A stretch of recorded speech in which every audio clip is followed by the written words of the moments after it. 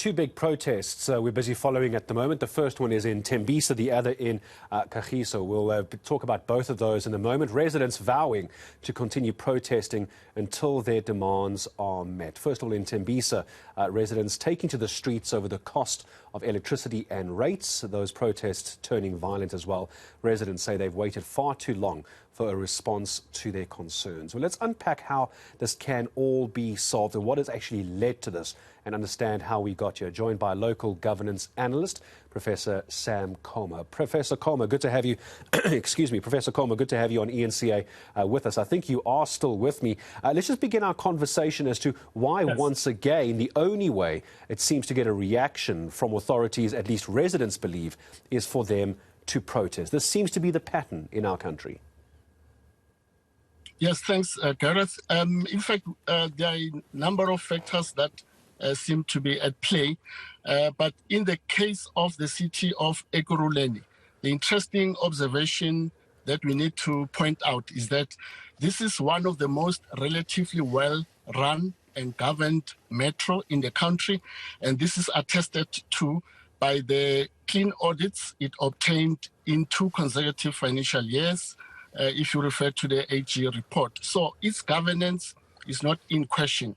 But what we seem to be dealing with are external factors that are beyond the control of the metro. And these are economic shocks arising from a number of issues. One, the massive business liquidations that faced the metro, bearing in mind that the city of Ekurhuleni serves as one of the biggest manufacturing hub in the Gauteng province and also the country broadly. So as a result of the onset of COVID-19, a lot of households lost jobs, and also we have increasing levels of poverty, inequality, and shrinking household income.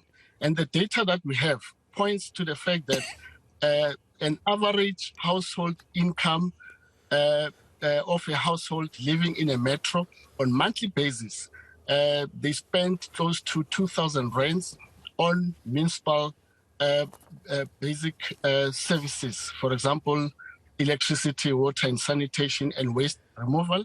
They also spend another 2,000 rands on basic necessities such as food, accommodation and transport. So in aggregate terms, we have millions of South African households that are financially distressed, while at the same time they expect to receive basic municipal services from their respective municipalities in a sustainable manner. So we are dealing with economic question in the case of the city of Ekurhuleni because of the dynamics that are at play.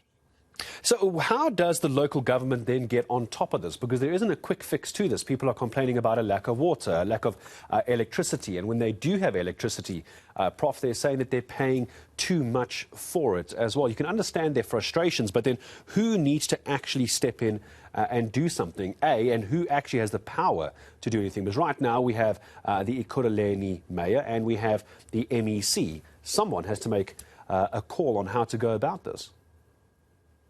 Yes, you're right, Gareth. Firstly, micro-level issues. One, the residents are demanding for a flat rate that they have to pay on monthly basis. 2, they are also asking for the capping of the increases on tariffs because of the issue of affordability. 3, they're asking for the reinstatement of the indigent relief package, which was introduced by the Metro in 2020 as a response to the onset of the COVID-19 pandemic, which seemed to have been cancelled recently. But at micro level, you're quite right.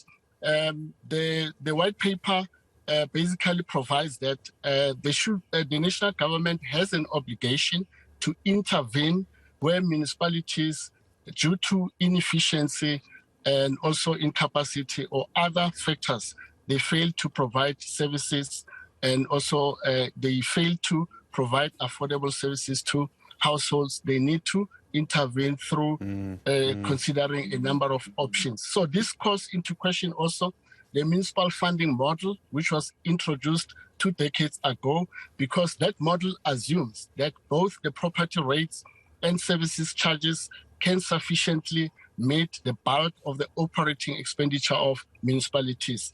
And the reality is that, no, this model is no longer sustainable. It needs to be reviewed urgently by the national government.